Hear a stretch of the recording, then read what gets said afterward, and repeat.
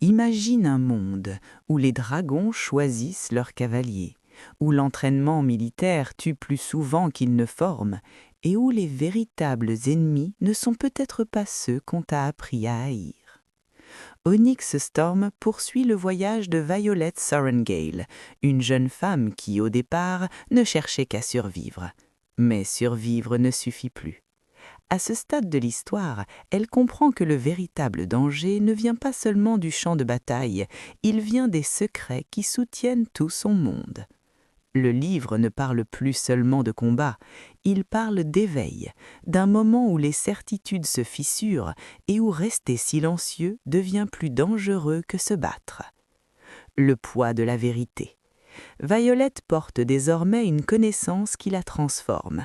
Elle découvre que la guerre n'est pas une simple lutte entre le bien et le mal. Les autorités qu'elle respectait cachent des vérités inconfortables. Et cette révélation agit comme une orage intérieure. Savoir, c'est être séparé des autres. Savoir, c'est ne plus pouvoir revenir en arrière. C'est comme découvrir que le sol sous tes pieds n'a jamais été stable. Tu peux fermer les yeux et continuer d'avancer ou accepter que tout doive être reconstruit. Violette choisit la lucidité, même si elle fait mal. Sa croissance dans Onyx Storm n'est pas seulement physique ou magique, elle devient émotionnelle. Elle apprend que le courage n'est pas toujours spectaculaire. Parfois, c'est une décision silencieuse prise dans la solitude. L'amour en temps de guerre. Au cœur de l'histoire se trouve une relation marquée par le danger et la confiance fragile. L'amour ici n'est pas une pause dans la guerre, il en fait partie.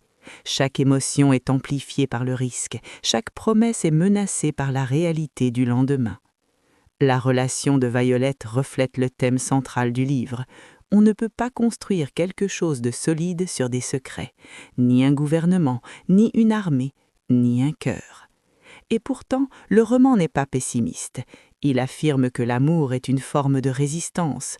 Dans un monde violent, choisir d'aimer est un acte de bravoure. Être vulnérable devient une force. L'intimité n'est pas une faiblesse, c'est une rébellion contre la peur. Le pouvoir et ses conséquences. Les dragons dans l'histoire ne sont pas de simples créatures impressionnantes, ils incarnent le pouvoir brut, ancien, intelligent, indomptable. Mais dans Onyx Storm, le pouvoir cesse d'être une récompense, il devient une question morale. Que fais-tu lorsque tu as la capacité de changer le monde? Protèges-tu le système? Le répares-tu ou le détruis-tu? Violette craint de devenir ce qu'elle combat. Le livre montre que le pouvoir sans conscience peut facilement se transformer en tyrannie. La force seule ne suffit pas, elle doit être guidée par des choix éthiques. Le roman pose une question troublante.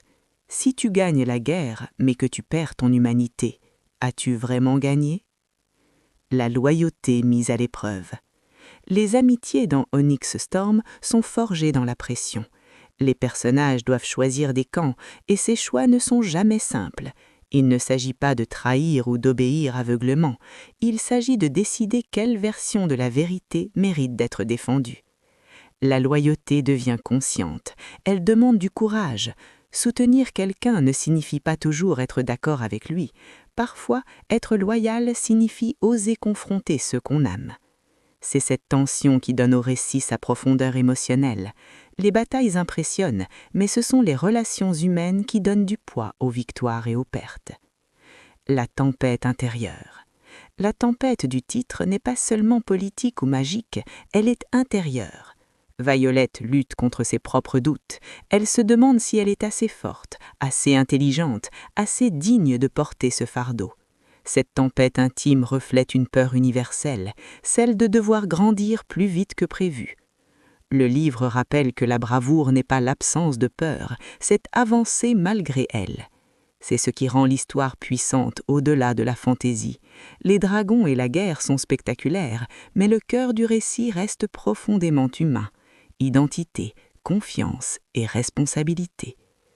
Conclusion, le message essentiel. Au fond, Onyx Storm parle du choix entre le confort et la vérité. Il montre que les institutions peuvent mentir, que les certitudes peuvent s'effondrer, mais que l'intégrité se construit décision après décision. Violet apprend que la vraie force ne consiste pas seulement à survivre, elle consiste à questionner, à aimer malgré les risques et à lutter pour un monde plus juste. La tempête ne disparaît pas, elle apprend à y tenir debout. Et c'est peut-être la leçon centrale du livre. La bravoure ne consiste pas à fuir le chaos, c'est devenir suffisamment solide pour le traverser.